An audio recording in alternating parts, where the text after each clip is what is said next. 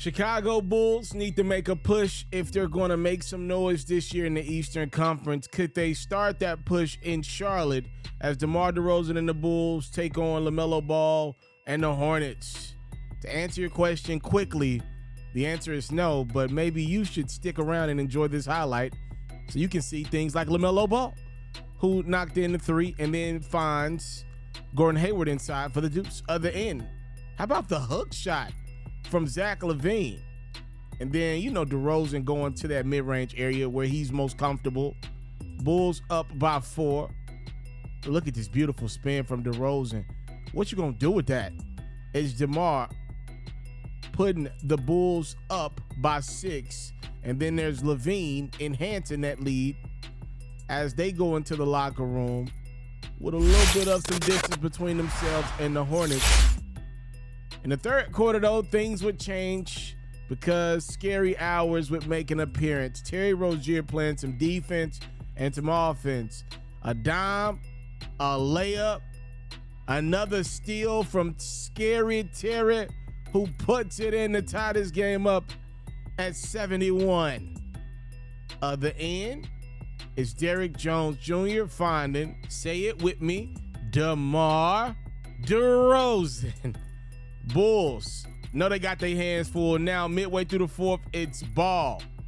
A nasty three-pointer. He can make that shot. 15 points, 11 rebounds, 8 assists for Ball. How about Mason Plumlee? Another major double-double, 21 points, 12 rebounds. Look at this acrobatic finish from DeRozan, avoiding getting blocked by two guys pretty much at the same time. Thor and Plumlee were coming. DeRozan could care less. He scores 2 of his 28. LaVine attacking the rim with ferocity, but Chicago still trails with about 2:30 to go in this game. Rozier putting away a Hornets victory behind his 28 points, 4 steals, 5 rebounds.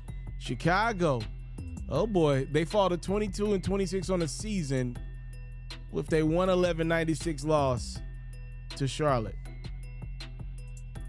Well, here's the thing. There are not a lot of sellers at this trade deadline because the teams that want to be bad, most of them are already bad.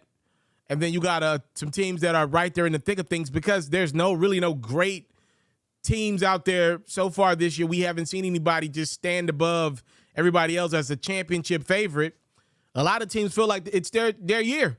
A lot of teams that are right there on the cusp of things are not blowing it up per usual. You see a lot of teams around this time, start to consider doing in favor of getting in better draft contention or clearing up some cap room.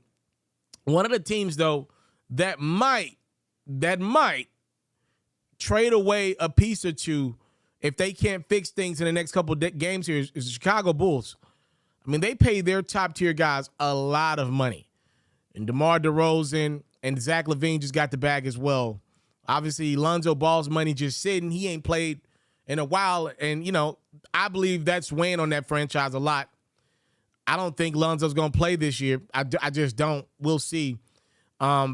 So with that being said, you're not going to probably find a trade right now for Zach LaVine or DeRozan. Those contracts still too fresh, or at least Zach's is. And, DeRozan, I wouldn't trade him. You're not going to find equal value out there. He keeps you competitive. He's been great in Chicago overall. So that gets us to Alex Caruso, who reportedly there are teams out there reaching to Chicago to see if they could kind of pry him away at the deadline, a role player that could be a nice piece on a championship contending team. He's done it before. He's only making about $9.5 million a year.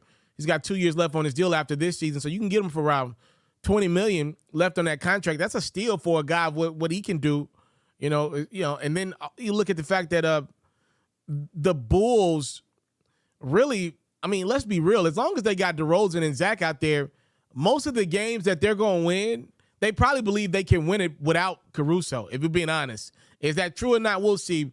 They got decisions to make about Kobe White going forward as well. So Alex Caruso, I know for a fact the Warriors and Knicks have reached out. That we know. Now, here is the thing. The Bulls want 2 first-round picks according to Casey Johnson out of Chicago for Caruso. That's a very steep price for a role player. It's a very steep price. The Knicks are reportedly willing to give up on Obi Toppin and send him over to Chicago in any trade for Caruso. We'll see what the Warriors are willing to give up. They got guys that were drafted in the first round available, right? So in theory, if you're interested in a James Wiseman or one of these other guys, I don't think Kuminga would be involved in this, but a Moses Moody that was highly touted as well. In theory, you can get your picks through players, right, that have already been drafted, unless the Bulls don't want those guys that have already been drafted. So, I mean, there you have it. The Warriors got the capital to get a deal done for Caruso. And I did remember back when the Bulls and Warriors last played, if I'm not mistaken, I saw Steve Kerr, loudly whisper over to Caruso, hey, I would love to coach you.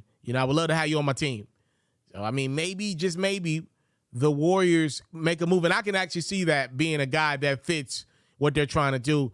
Jordan Poole, high turnover guy. You put somebody back there in that second unit with him, that'll kind of slow him down a little bit and put him in good spots. And then somebody you could have on the court, even though he's undersized, late in games.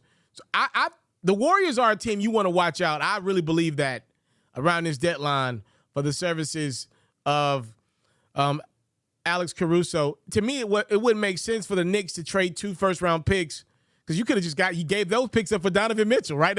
That's ridiculous in theory. To go trade the capital that you would have gotten Mitchell with for Caruso, no disrespect to Alex, but he ain't no Donovan Mitchell. Watch out for the Warriors at the deadline around Caruso.